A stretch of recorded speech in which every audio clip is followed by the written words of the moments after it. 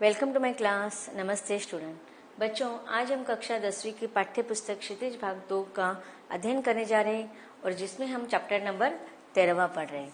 इस पाठ का शीर्षक है मानवीय करुणा की दिव्य चमक और इस पाठ का सेशन नंबर 3 है। इसके पहले भागों में हमने देखा था कि लेखक ने यह जो पाठ लिखा है वह संस्मरण के इस साहित्य की विधा के रूप में लिखा है, जिसमें लेखक ने फादर कामिल बुल्के इनका वर्णन किया हुआ है। फादर जो थे वह फादर बुल्के वह यूरोप के रहने वाले थे। उनकी मातृभूमि यूरोप की थी, लेकिन वह भारत को ही अपनी कर्मभूमि मानते थे।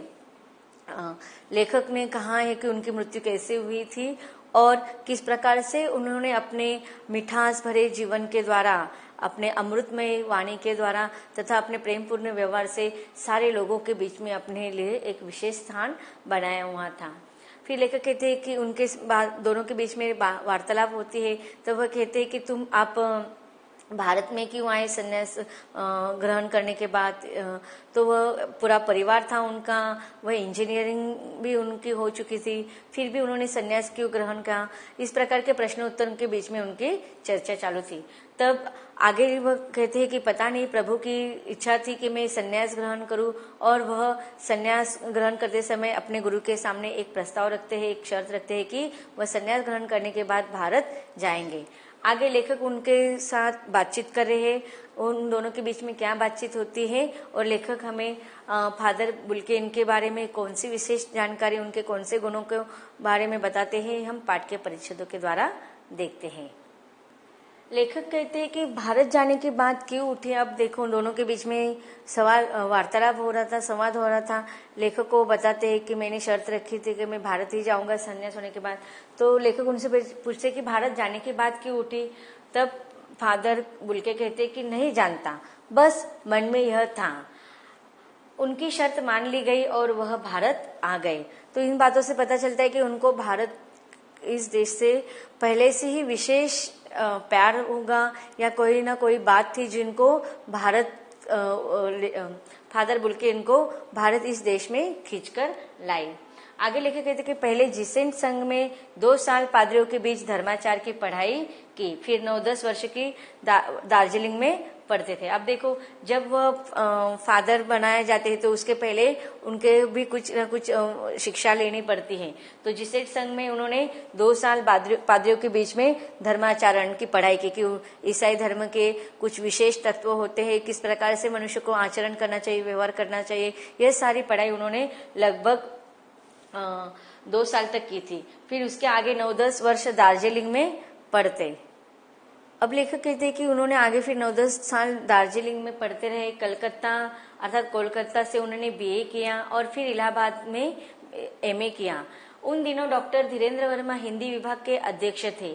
शोध प्रबंध प्रयाग विश्वविद्यालय के हिंदी विभाग में रहकर 1950 में पूरा किया।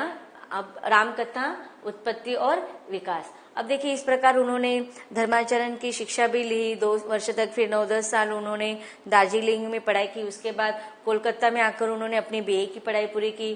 फिर इलाहाबाद में भी उन्होंने एमए किया और फिर उसके बाद उन्होंने डॉक्टर धीरेन्द्र वर्मा इनके अध्यक्षता के बीच में शोध प्रबंधक अर्थात किसी, जैसे कि हम पीएचडी करते हैं कि किसी एक विषय लेकर उस पर हमें पूरा रिसर्च करते हैं, तो जिस प्रकार से रिसर्च वो सब किया जाता है उसे कहा जाता है शोध प्रबंध। तो शोध प्रबंध प्रयाग विश्वविद्यालय के हिंदी विभाग में रहकर उन्होंने 1950 में रामकथा, उत्पत्ति और विकास यह शोध प्रबंधक पूरा किया। अर्थात उन्होंने देखो, एक यूरोपियन व्यक्ति होने के बावजूद और इंजीनियरिंग की पढ़ाई करने के बावजूद और ईसाई धर्म का व्यक्ति या गुरु होने के साथ साथ उन्होंने हिंदी भाषा में जो भारत का सर्व आदर्श या एक प्रेरक आदर्श की भूमिका मानने वाले इस भारत में राम कथा कि राम के संबंध में उन्होंने पढ़ाई हासिल की, जानकारी पीएचडी उसमें की। जैसे कि भारत में हम सबको पता है कि राम कथा यह बहुत ही लोगों के मन में उसका एक अलग स्थान है। तो उनके यहाँ से हमें पता चलता है कि फादर भले ही यूरोप के थे, लेकिन उन्होंने भारत में रहकर भारत के अच्छे संस्कारों को, अच्छे संस्कृति को अपनाने की कोशिश की। आगे लेकर कहते कि परिमल में उसके अध्याय पढ़े गए थे, अर्थात परिमल ये जो साहित्य की उनकी जो संस्था थी, वहां पर लेखक के फादर के द्वारा जो किताब लिखी गई थी राम कथा उत्पत्ति और विकास, उससे जो अलग अलग अध्ययन थे वह परिमल में पढ़े गए थे। फादर ने मातरलिंक में प्रसिद्ध नाटक ब्लू बर्ड का रूपांतर भी किया नीलपंछी के नाम से। अब देखिए यहाँ से हमें क्या पता चल रहा है कि फादर को हिंदी भाषा के संबंध में बहुत अधिक लगाव और प्रेम था। तो उन्होंने मातृलिंग में जो प्रसिद्ध नाटक था ब्लू बर्ड, उसका हिंदी में अनुवाद किया था नीलपंछी नाम से। बाद में वह सेंट जेवियर्स कॉलेज रांची में हिंदी तथा संस्कृत विभाग के विभागाध्यक्ष भी हो गए और यही उन्होंने अपना प्रसिद्ध अंग्रेजी हिंदी कोश तैयार किया और बाइबल का अनुवाद भी किया। अब देखिए इस प्रकार से अंग्रेजी और हिंदी की डिक्शनरी उन्होंने लिखी थी तथा बाइबल का हिंदी में भी उन्होंने अनुवाद किया। और देखिए इसे हमें क्या पता चलता है कि उनको हिंदी इस भाषा से बहुत ही स्नेह और लगाव था। और वही बीमार पड़े, पटना आए, दिल्ली आए और चले गए। 47 वर्ष में देश में रहकर और 73 वर्ष की जिंदगी पाकर। तो देखो इस प्रकार वह भारत में लगभग 47 वर्ष तक रहे। और उनकी कौन सी उम्र में उनकी मृत्यु हो गई थी? 73 वर्ष की जिंदगी में उनकी मृत्यु हो गई थी, अर्थात 73 वर्ष की उम्र में उनका निधन हो गया था। फादर बुल के संकल्प से सन्यासी थे। अब देखो उन्होंने निश्चय किया था, उन्होंने सन्यास ग्रहण कर लिया था। कभी कभी लगता है वह मन से सन्यासी नहीं थे, रिश्ता बनाते थे तो तोड़ते नहीं थे। अब देखो सन्यासी या साधु हम किसे कहते, जिन्हें की संसारिक जितने भी संसार से उन्हें मोह माया नहीं होता है, उससे वह अलिप्त रहते हैं। लेकिन भले ही वह संकल्प से अर्थात कर्म से वह सन्यासी थे, लेकिन उनके बिहेवियर से ऐसा पता नहीं चलता था कि वह सन्यासी है, क्योंकि जहां पर भी जाते थे हर लोगों के साथ, व्यक्तियों के साथ वह रिश्ता बनाते थे। और जिन लोगों के साथ एक बार रिश्ता बनाते थे तो उनको उन लोगों से वह रिश्ता कभी भी नहीं तोड़ते थे। 10 साल बाद मिलने के बाद भी उनकी गंध महसूस होती थी। अब देखो भले ही जिसके साथ वो मित्रता का संबंध बनाते थे, 10 साल के बाद मिलने के बाद भी वही दोस्त की सुगंध, प्यार का, स्नेह का संबंध उनमें दिखाई देता था। वह जब भी दिल्ली आते जरूर मिलते, खोज कर, समय निकाल कर, गर्मी, सर्दी, बरसात झेलकर मिलते, चाहे 2 मिनट के लिए ही सही। अब देखिए जिस किसी से भी वह दोस्ती का संबंध बनाते थे, रिश्ता बनाते थे, तो जिस समय उनको मिलने की समय मिलता था, चाहे वह दिल्ली से आते थे तो अगर बहुत वर्ष के उपरांत मिलते थे, कभी कभी उनको आता पता भी नहीं पता रहता था, तो उनको खोज निकालते थे अपने दोस्तों को। फिर समय निकाल कर, चाहे मौसम कौन सा भी हो, सर्दी, गर्मी, सर्दी, बरसात, चाहे कौन सा भी मौसम हो, 1 मिनट या 2 मिनट के लिए ही सही, लेकिन वह मिला वहाँ उस शहर में जाकर वहां के दोस्तों से बिना मिलकर वह कभी नहीं लौटे थे। यह कौन सन्यासी करता है? अब देखिए लेखक के मन में प्रश्न आता है कि ऐसा कोई सन्यासी करता है कि अगर उसने सन्यास अगर ले रहा होता है तो वह परिवार वालों के साथ, लोगों के साथ वह संबंध नहीं रखते हैं, उनके प्यार के मोह माया से वह अलिप्त रहते हैं। लेकिन यहाँ पर जो फादर बल्कि दिखाए गए हैं, वह सन्यासी होने के बावजूद भी लोगों से इतना स्नेह, इतना प्यार रखते थे।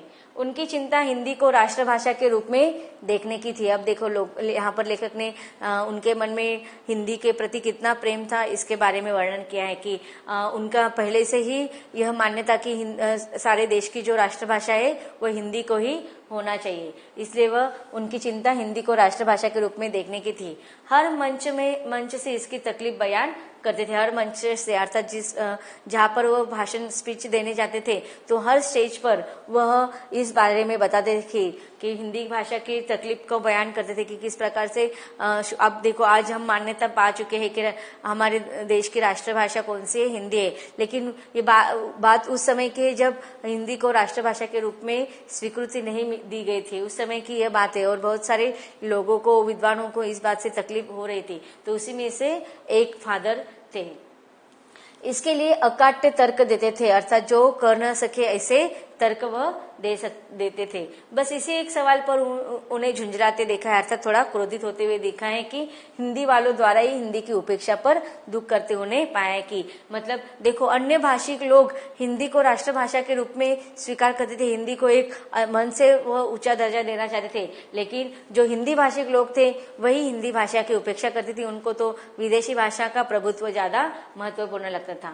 घर परिवार के बारे में, निजी दुख तकलीफों के बारे में पूछना उनका स्वभाव था। बड़े से बड़े दुख में उनके मुख से सांत्वना के जादू भरे शब्द सुनना एक ऐसी रोशनी से भर देता था जो किसी गहरी तपस्या से जन्मती थी। अब देखिए, यहाँ पर लेखक ने एक बार फिर से हमें फादर के एक नए व्यक्तित्व के बारे में बताया, उनके एक अनेक गुणों में से एक नए गुणों के बारे में बता रहे हैं कि कौन सा, कि घर परिवार के बारे में, निजी मतलब जिस व्यक्ति से वो मिलते थे सिर्फ उस व्यक्ति के साथ उसका संबंध नहीं रहता था, बल्कि उनके परिवार के हर सदस्य के साथ उनका घनिष्ठ संबंध बनता था। घर परिवार के बारे में, उनके उन लोगों के पर्सनल सुख दुख के बारे में भी वह हमेशा पूछते रहते थे। बड़े से बड़े दुख में भी उनके मुख से सांत्वना, अर्थात सांत्वना हम कब देते हैं, जब आधार देते हैं ना, तो सांत्वना के जादू भरे शब्द उनसे सुनने को मिलते थे और उनके शब्द सुनकर एक ऐसी रोशनी भर देता था कि किसी गहरी तपस्या से जन्मती है। अब लेखक कहते कि कोई व्यक्ति अगर निराश हो जाता, दुखी हो जाता था, तो ऐसे समय में वह इस प्रकार से उनको आशावादी बनाते थे कि ऐसा लगता था जैसे कि उनके जीवन में एक नई रोशनी की किरण आ गई है। हर मौत दिखाती है जीवन को नहीं रहा, मुझे अपनी पत्नी और पुत्र की मृत्यु की याद आ रही है और फादर के शब्दों से झरती विरल शांति भी। तो अब देखो, लेखक ने यहाँ पर एक उदाहरण दिया है और लेखक कहते हैं कि एक नया दृष्टिकोण उन्होंने हर व्यक्ति के जीवन में भरा हुआ था कि जब मृत्यु उनके घर में, जब उनकी पत्नी की और उनके बेटे की मृत्यु हो गई थी, तो उन्होंने वहां पर आकर उनको ढाढ़स बंधाया था, उनको सांत्वना दी थी कि हर मौत दिखाती है जीवन को नहीं रहा। अर्थात उनका कहने का मतलब क्या था कि जीवन के किसी भी व्यक्ति के मृत्यु के बाद उसके जीवन का अंत नहीं होता है, बल्कि मृत्यु के बाद नए तरीके से देखा जाए तो जीवन की शुरुआत होती है। क्योंकि देखो, किसी भी व्यक्ति की मृत्यु के पश्चात हमें उसका आधार हमारे जीवन से चला जाता है, तो हम उसकी जो कमियां होती है वह हमें भरकर नए तरीके से जीवन की शुरुआत करनी होती है। तो इस प्रकार वह फादर जो थे वह हमेशा क्या करते थे, लोगों के दुखों में सुखों में शामिल होते थे और हमेशा उनके संकट के समय, दुखों के समय उनको आशावादी दृष्टिकोण देकर एक पॉजिटिव थिंकिंग दे जाते थे। इस प्रकार इस परिच्छेदों में आए हुए कुछ कठिन शब्दों का अर्थ सबसे पहले हम देख लेते हैं। बच्चों, अब तक हमने जो परिच्छेद देखे उसमें आए हुए कुछ कठिन शब्दों का अर्थ देखते हैं। शोध प्रबंध, खोज या रिसर्च करने के बाद लिखी गई पुस्तक। रूपांतर, अनुवाद। अकाट्य, जिसे काटा न जा सके। सांत्वना, दिलासा देना। तो बच्चों, अब तक हमने देखा कि लेखक के द्वारा जो संस्मरण लिखा गया है उसमें फादर बुल्के के इनके जीवन के विशेषताओं के बारे में हमें लेखक बता रहा है। लेखक और भी उनके बारे में हमें जानकारी देने वाले हैं, उसको हम पढ़ेंगे इसके अगले भाग में।